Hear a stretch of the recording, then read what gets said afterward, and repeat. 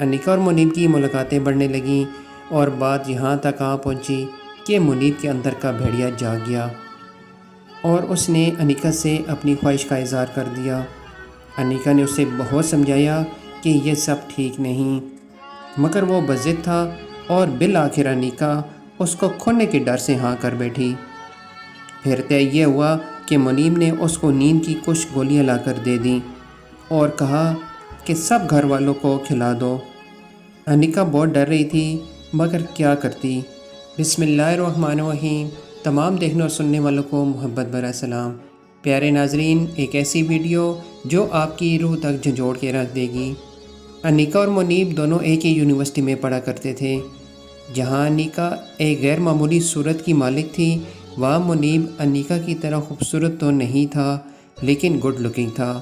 وہ انیکا کو بہت پسند کرتا تھا اور انیکا بھی دل ہی دل میں اس کو چاہنے لگی تھی۔ کبھی کبھی منیب اس سے نوٹس کے بہانے بات کر لیتا اور یوں رفتہ رفتہ ان کی آپس میں دوستی ہو گئی اور یہ دوستی پھر پیار میں بدل گئی۔ منیب نے اپنی چکنی چکنی باتوں سے انیکا کے دل میں گھر کر لیا تھا، جو اس کے ساتھ شادی کا وعدہ بھی کرتا، مگر جب وہ اپنے دوستوں کے ساتھ شادی کے موضوع پر بات کرتا تو یہی کہتا کہ ابھی اس کا شادی کا کوئی ارادہ نہیں۔ دوسری طرف انیکا اس کے پیار بھرے جال میں بری طرح پھنس چکی تھی۔ وہ ایک شریف خاندان سے تعلق رکھتی تھی۔ اس کے باپ نے بڑی سفید پوشی میں وقت گزارا تھا اور ہر شخص انہیں عزت و احترام کی نگاہ سے دیکھتا تھا۔ انیکا اور منیب کی ملاقاتیں بڑھنے لگیں اور بات یہاں تک آ پہنچی کہ منیب کے اندر کا بھیڑیا جاگ گیا اور اس نے انیکا سے اپنی خواہش کا اظہار کر دیا۔ انیکا نے اسے بہت سمجھایا کہ یہ سب ٹھیک نہیں، مگر وہ بضد تھا اور بالآخر انیکا اس کو کھونے کے ڈر سے ہاں کر بیٹھی۔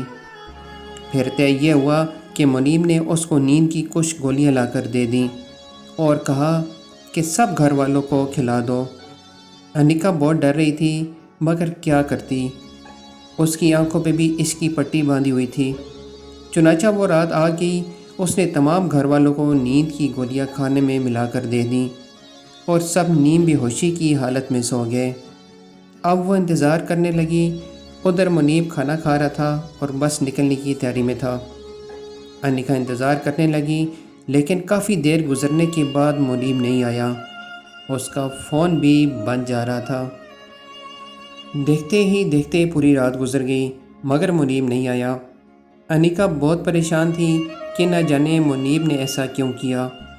اگلے دن جب منیب یونیورسٹی پہنچا تو بہت شرمندہ تھا اور کہنے لگا کہ انیکا، تمہاری قسم ہے مجھے پتہ ہی نہیں چلا، جب میں نے کھانا کھایا تو مجھے کب نیند آ گئی اور میں سو گیا، اور صبح یونیورسٹی کے لیے بھی بہت مشکل سے آنکھ کھلی۔ انیکا نے جب یہ سنا تو اس کے 14 طبق روشن ہو گئے، کیونکہ وہ جانتی تھی کہ منیب بھی 2 بہنوں کا بھائی ہے اور جو وہ ہوس اس کے ساتھ پوری کرنا چاہتا تھا، شاید پچھلی رات یہ مکافات عمل اس کے گھر میں ہی ہو گیا۔